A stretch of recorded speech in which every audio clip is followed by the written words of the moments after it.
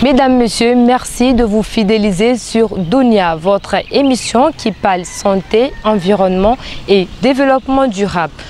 Aujourd'hui, nous irons à la découverte d'une ferme aquacole qui parle de la production locale du poisson tilapia.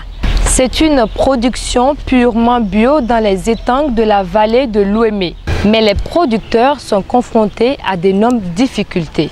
Allons ensemble découvrir les merveilles de la coopérative du développement agricole à Adjaou, à l'Ouémé. Des étangs naturels d'eau douce pour cultiver et produire en grande quantité du tilapia. Une production locale pour permettre aux populations de manger bio et sain. C'est un travail d'équipe placé sous la coupole d'une coopérative. Plusieurs spécialistes d'agriculture et d'élevage se sont donc mis ensemble pour créer cette vaste ferme piscicole. L'espace utilisé pour rien que les étangs ici, ça fait 3 hectares. Ici, nous avons une espèce que nous sommes en train de développer ici. C'est le tilapia miss que nous sommes en train de développer ici. Au fait, ce qui est recommandé, c'est souvent les poissons monocèses, l'inversion du cèsse en fait. Et nous sommes dans un concept de conservation des espèces naturelles ici. C'est la raison pour laquelle nous avons opté pour ça. Et aussi, de l'autre côté, vous savez que pour inverser le cèsse, il faut utiliser des hormones. Et les hormones, vous savez ce que les hormones représentent pour la santé humaine. Loin d'être une partie de plaisir, la production locale du tilapia est soumise à de rudes épreuves. Les matières premières pour entretenir et nourrir les alevins jusqu'à maturité représentent un défi quotidien. À cela s'ajoute cette flore aquatique non connue des producteurs qui remplit la surface des étangs et empêche l'oxygénation de l'eau, créant ainsi des difficultés de survie au tilapia.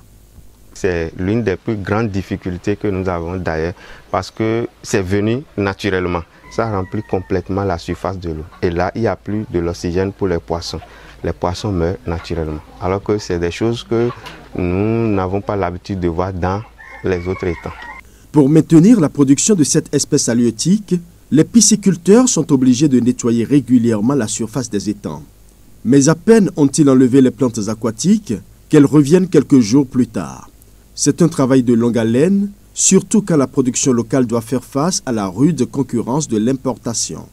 On essaie de gérer un étang, ça se multiplie progressivement dans un autre étang. Donc on ne sait pas quel nombre d'étangs que ça va atteindre avec le temps. On ne sait pas encore.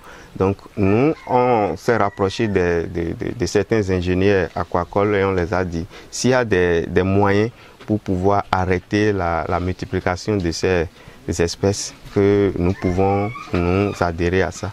La plus grande préoccupation de ces pisciculteurs est de trouver une méthode naturelle d'éradication de cette flore aquatique qui ralentit sensiblement la production locale du tilapia au Bénin.